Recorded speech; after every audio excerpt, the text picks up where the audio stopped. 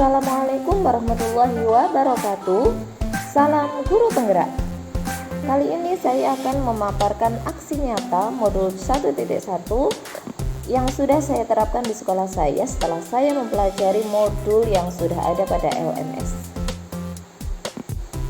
Sebelumnya, perkenalkan diri saya adalah Ani Fauziah, calon guru penggerak angkatan 9 Kabupaten Sidoarjo. Dalam modul 1.1 saya sudah mempelajari filosofi pengajaran dan pendidikan yang diungkapkan oleh Ki Hajar Dewantara, yaitu ada sistem Among, kodrat alam dan kodrat zaman, asas trikon, tripusat pendidikan, menghamba pada anak, trilogi pendidikan dan budi pekerti. Berikut akan saya paparkan penerapan filosofi Ki Hajar Dewantara di sekolah dan di kelas saya. Filosofi Ki Hajar Dewantara yang pertama adalah sistem Among. Sistem Among berasal dari bahasa Jawa yaitu mong atau momong yang artinya mengasuh anak.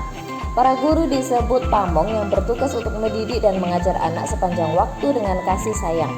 Tujuan dari sistem Among adalah membangun anak didik untuk menjadi manusia beriman, bertakwa, merdeka lahir batin, berbudi pekerti luhur, cerdas, berketerampilan, serta sehat jasmani dan rohani, agar mereka menjadi anggota masyarakat yang mandiri dan bertanggung jawab atas kesejahteraan tanah air serta manusia pada umumnya. Dalam pelaksanaan sistem Among, setelah anak didik menguasai ilmu, mereka didorong untuk mampu memanfaatkannya dalam masyarakat, didorong oleh cipta, rasa, dan karsa. Sistem Among memberikan kesempatan seluas-luasnya pada kemandirian siswa. Peserta didik didorong untuk mengembangkan disiplin diri yang sejati melalui pengalaman, pemahaman, dan upaya sendiri.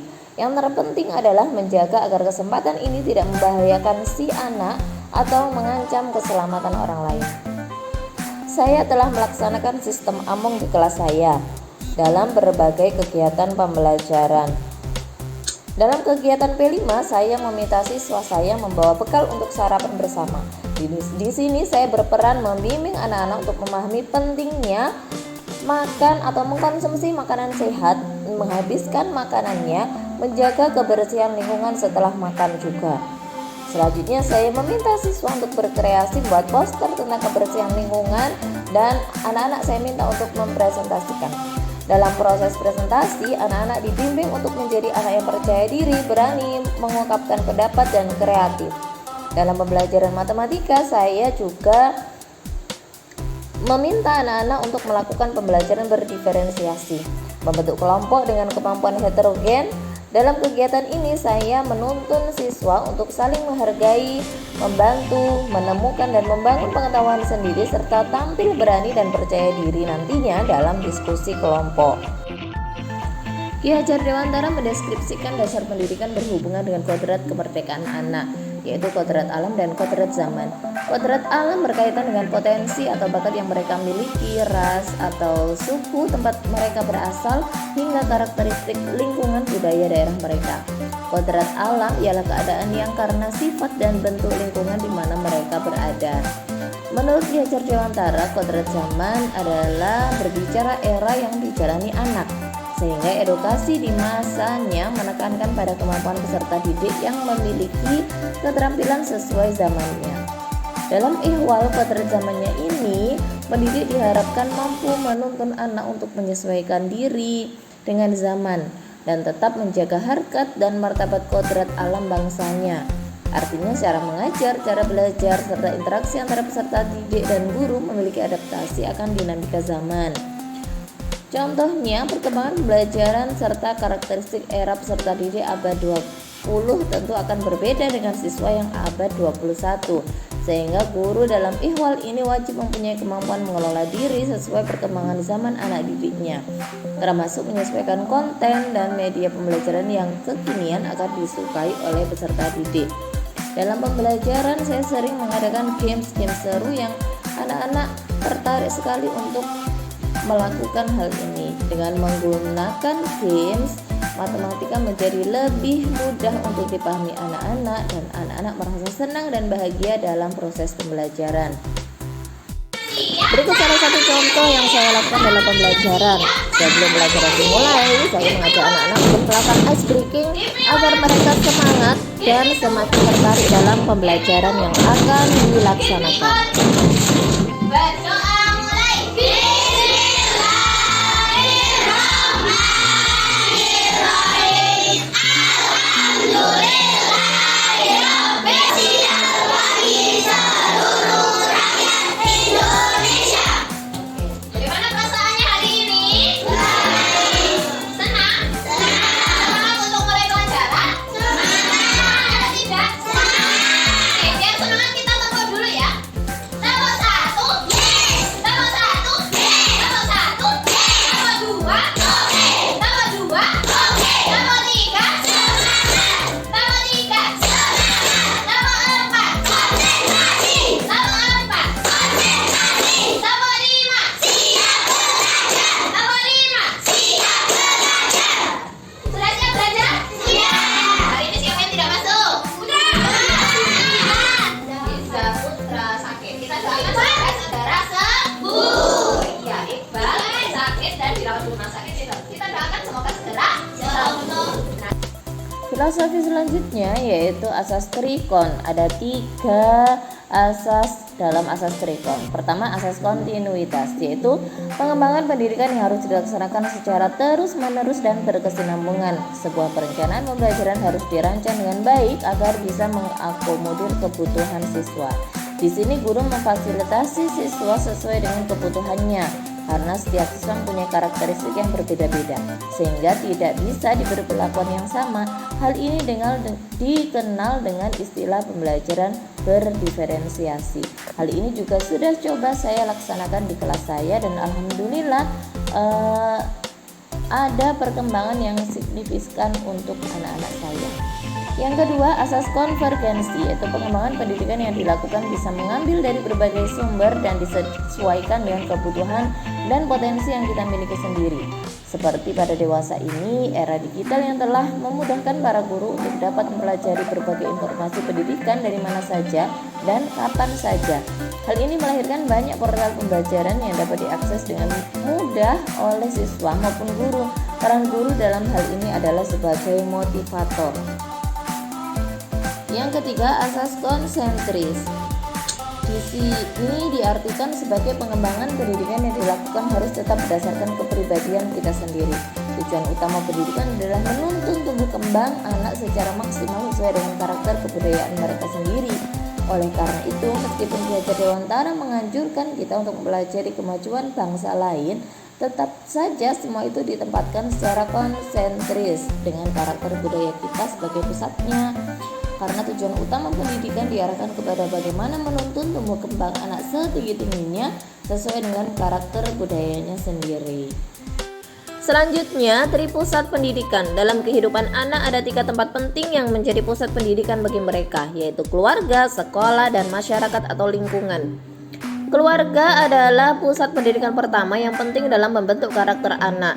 Saya berkomunikasi aktif dengan wali murid dalam grup WhatsApp demi berlangsungnya pendidikan yang baik untuk anak-anak. Karena keluarga adalah madrasah pertama bagi mereka, keluarga adalah support utama bagi berlangsungnya pendidikan bagi generasi penerus bangsa.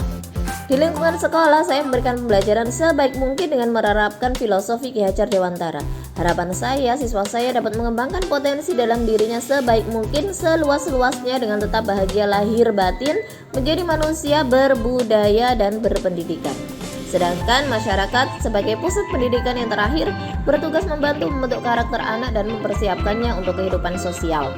Ki Hajar Dewantara memandang pendidikan sebagai tanggung jawab bersama antara keluarga, sekolah, dan masyarakat. Oleh karena itu, beliau menekankan perlunya kerjasama antara ketiga pusat pendidikan tersebut untuk menciptakan pendidikan yang holistik dan efektif. Selanjutnya, menghamba pada anak. Menurut Ki Hajar Dewantara, kita sebagai pendidik, sebagai guru, kita harus mengutamakan kepentingan anak-anak. Oleh karena itu, saya merancang pembelajaran yang berpusat pada siswa atau student center. Saya merancang pembelajaran dengan metode permainan, yang mana permainan adalah hal yang sangat disukai anak-anak. Anak-anak bisa belajar dalam permainan tersebut.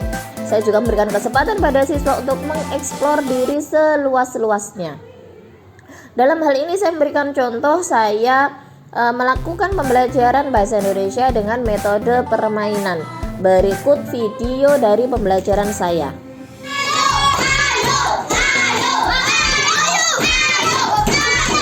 Katanya apa? Memakan. Memakan. Kata dasarnya? Makan.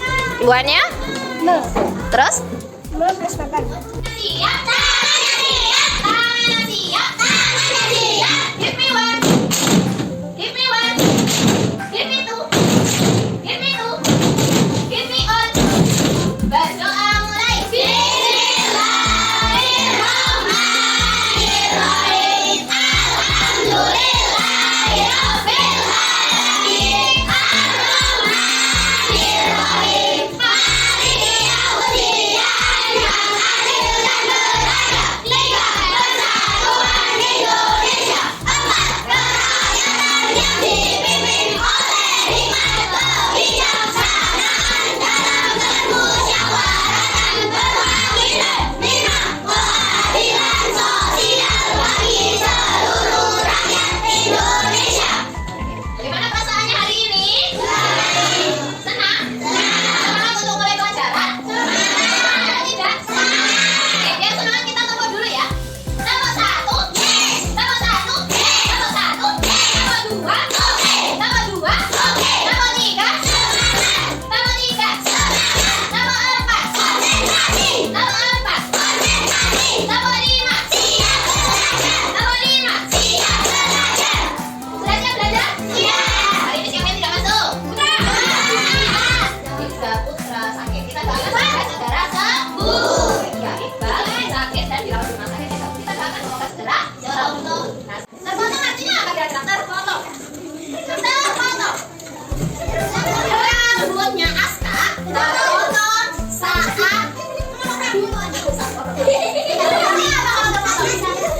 tidak sengaja, betul. Kalau balik lagi, rambutnya Asta dipotong oleh ayahnya. Berarti apa? Berarti memang sengaja dipotong. Kalau terpotong, kertas itu terpotong saat aku menggunting kuku. Berarti kertasnya tidak sengaja terpotong, tidak sengaja. Ibuan, beda ibuan bisa beda beda arti, beda awalan me, dengan ibuan me.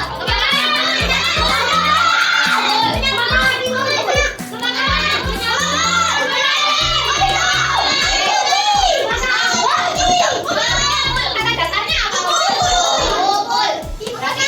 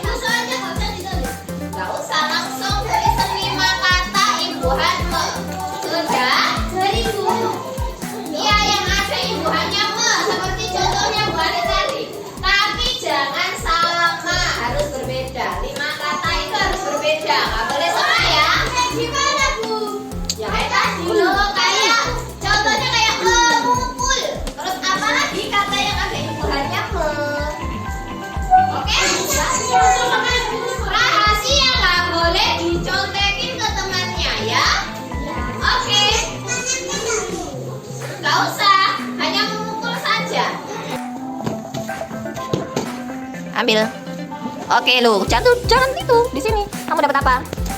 Salwa. Dapat memasak, mencair, merusak, menyapu, mencuci. Oke, memasak berarti kata dasarnya Masak. plus. Masak kata dasarnya? Masak. Masak imbuhannya? Pintar sekali. Duduk.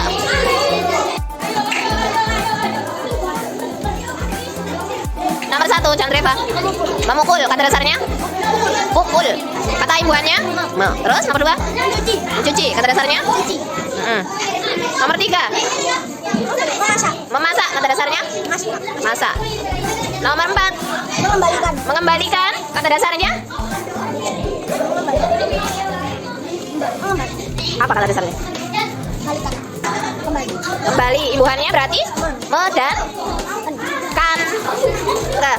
Ki Hajar Dewantara juga mengungkapkan mengenai trilogi pendidikan, yaitu yang pertama ada Ing Ngarsa Sung Tulodo. Guru berada di depan sebagai teladan atau contoh yang baik bagi siswanya. Saya memberikan contoh kepada anak-anak utamanya dalam pendidikan budi pekerti. Karena sejatinya anak-anak belajar dari mencontoh, dari melihat, dari meniru apa yang dilakukan orang-orang di sekitarnya. Kemudian Ing Madya Mangunkarso, guru berada di tengah sebagai teman, sebagai pendengar yang baik, memberi nasihat yang baik guna memunculkan ide-ide kreatif dari siswanya. Saya berusaha membuat anak-anak bisa mengeluarkan ide kreatifnya sehingga dia bisa membentuk atau membangun pengetahuannya sendiri, mengkonstruksi pengetahuan yang akan dimilikinya nanti. Kemudian Tuturi Handayani, guru berada di belakang sebagai pendorong, sebagai motivator, sebagai pemberi semangat anak-anak untuk terus maju berkembang menjadi manusia yang lebih baik dan berdaya guna. Saya mendorong anak-anak untuk berani maju tampil di depan untuk mempresentasikan hasil karya yang sudah dibuatnya bersama teman-temannya. Saya memotivasi agar anak-anak bisa tampil dengan berani, penuh percaya diri dan mempunyai keyakinan bahwa dirinya bisa melakukan hal tersebut. Yang terakhir adalah budi pekerti. Dalam mendidik anak-anak tidak hanya materi pembelajaran yang kita berikan, tidak hanya ilmu, tapi kita juga harus mendidik anak-anak dalam hal budi pekerti. Contoh yang saya berikan adalah saya mengajak anak-anak untuk rajin beribadah, untuk melaksanakan ibadah ketika istirahat siang, karena murid saya masuk siang, jadi jam 11:30 anak-anak istirahat, saya ajak untuk sholat berjamaah di musola sekolah. Kemudian saya membiasakan mereka, mengajak mereka untuk berdoa sebelum memulai kegiatan dan di akhir kegiatan. Saya juga memberikan pelajaran mengenai menghargai orang lain dalam diskusi kelompok. Saya juga mengajarkan anak-anak untuk tampil percaya diri, yakin bahwa dirinya bisa, bahwa dirinya mempunyai potensi, bahwa dirinya adalah anak-anak yang istimewa. Demikian tadi pemaparan dari saya. Mohon maaf apabila ada salah perkataan dalam pemaparan saya. Sekian, wassalamualaikum warahmatullahi wabarakatuh. Salam guru penggerak.